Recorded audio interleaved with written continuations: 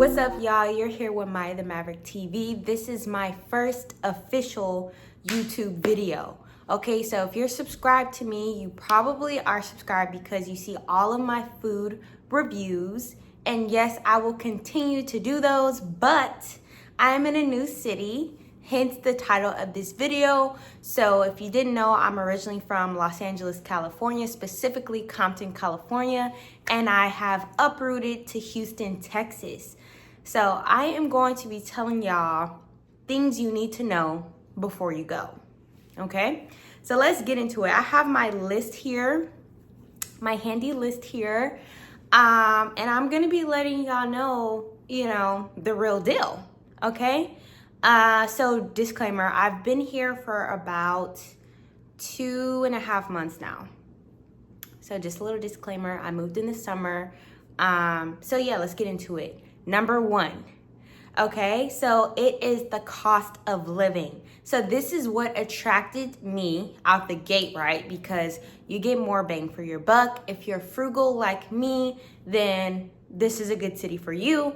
So just to do some price comparisons here, the average cost of living in Houston, Texas is around $22.62 a month, right? Compared to somewhere like Los Angeles, where it's about $34.37.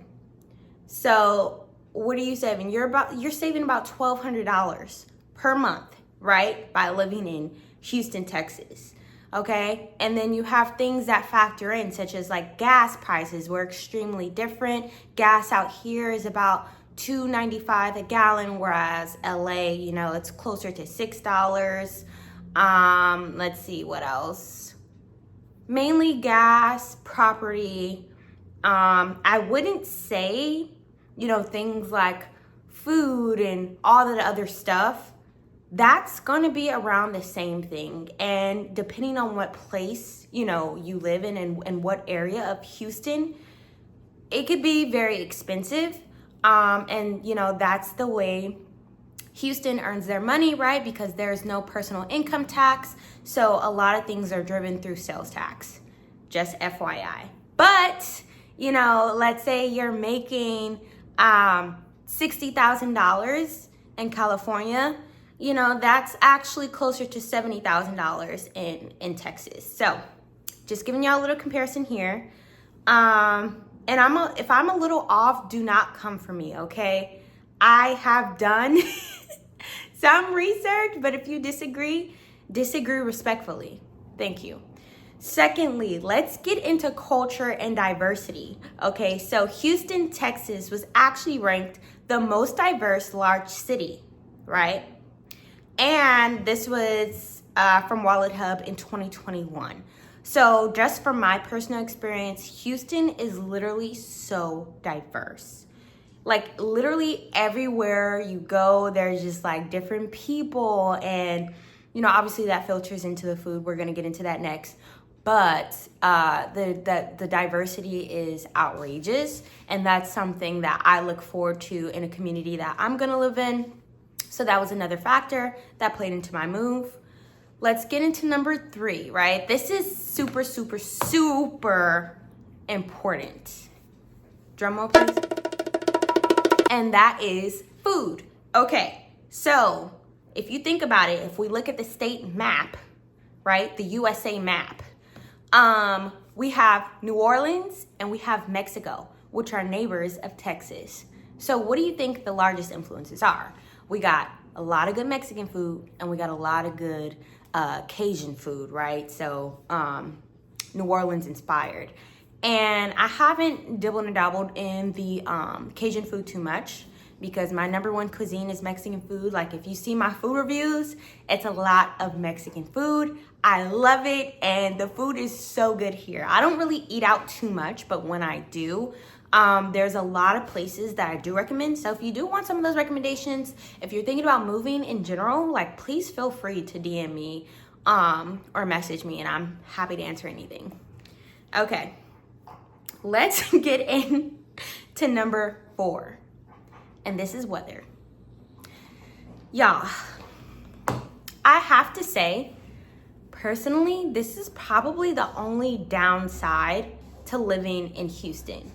because the weather is so random, yes, you will get a forecast that will tell you like, okay, like we have a huge hurricane coming in, hence Hurricane Beryl, right? I experienced that.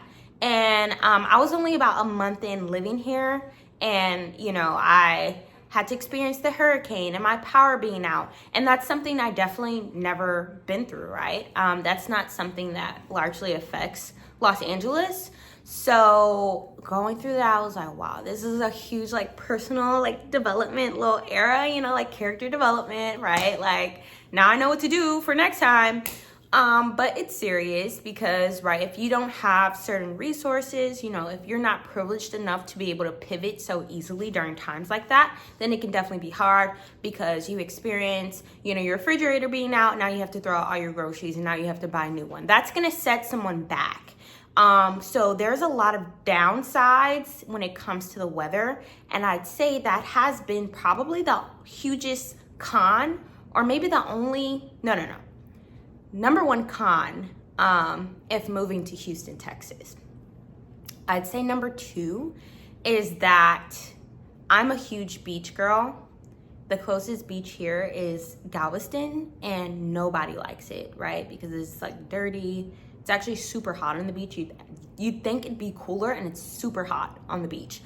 And so if you're just looking for things to do, like if you don't really like to go out to the bars like that, and like, like you're just looking for outdoor fun things to do, the beach is not that close, and that's been like something huge for me. So those have been like the two cons, right? The weather and, Houston is not a huge beach city. Okay, let's get into number 5, and this is dating. Okay, so dating is such a huge topic, right? Like, I don't know if you guys have seen, but a lot of people have revealed that like the STD rates are high in Houston, and all of this stuff. And I just say that dating is trash anywhere, right? Like if you go to a different city, the girls there, the women there, my bad, are going to tell you, oh, like dating's trash here. You go to any city because it's our generation. I'm telling you, like, I'm sorry to tell you, we're doomed. We're done. We're over with. We're cranked. We're done. Like, okay. But all that to say, remain positive. You're still gonna find love, babes. Okay? Take your time. You're still gonna find loves. I said loves plural. But I've been on a few dates and they've been super fun. So literally just like stay true to yourself, be yourself, and you're gonna attract, who you want that to be. But all that to say, like, you literally have to stay positive. If you're gonna listen to other people saying, oh, like the dating's trash here, you're not gonna put yourself out there, and you'll less likely to, form a connection. And okay, let's see. Next and last is friends and social, right? So like if you're moving to a new city and you know no one, this is gonna be a huge impact on, whether you like the city. Because if it's just like, like you hang out with yourself most of the time, which is cool. I'm like that. I'm very self-reliant, and like I just have the most fun with myself anyway. I've still been able to make a good group here already in the fresh 2 months that I've been here. And that does heavily depend on your living situation, right? So like if you are getting a house, it might be a little harder just because like, like with your neighbors, you're just like, hi, bye. And then especially if you're like different age ranges, it's gonna be a little harder. But I live in like an apartment complex, and some complexes actually like throw parties or like mixers. And that way, I would really take advantage of those because it's so easier to like make friends, and like you can have dinner with each other and visit each other, do whatever, So that's cool. And I think for Houston in general, it is very hospitable. Like compared to other cities, I feel like more people are more likely to talk to you or initiate the conversation here. And so that's just like what I've experienced, not only because I'm pretty, you know, but I just feel like people are like pretty nice. Like, you know, unless, you know, you're dealing with a little racism, then, you know, it's probably not that nice, but it's been pretty cool here. Let's see. Living situations make it easier. Oh, okay. Something that has really stood out to me about Houston is there are a lot of like little groups, such as like walking groups, running groups, that just like go all over Houston, and it is so cool. I personally have done a few like walking groups so far, and the women have been so nice. It was like a women's walking group. We get coffee, we talk about all the things. And so I would definitely challenge yourself to like put yourself out there. Even if it's just you're going alone.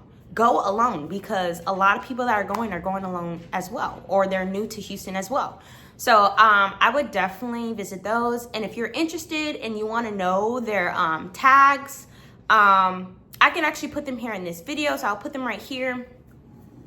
And yeah, those have been a big part of me just like getting outside in Houston, outside of the normal bar party scene or whatever. Let's see.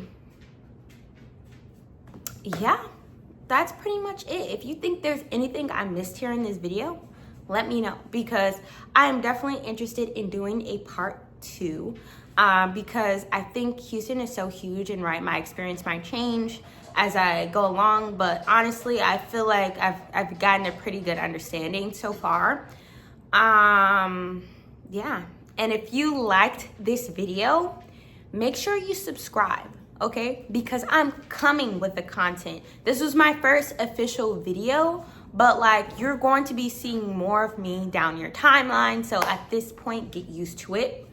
I'm super excited, and yeah, make sure you like, comment, and subscribe. All right, have a good day.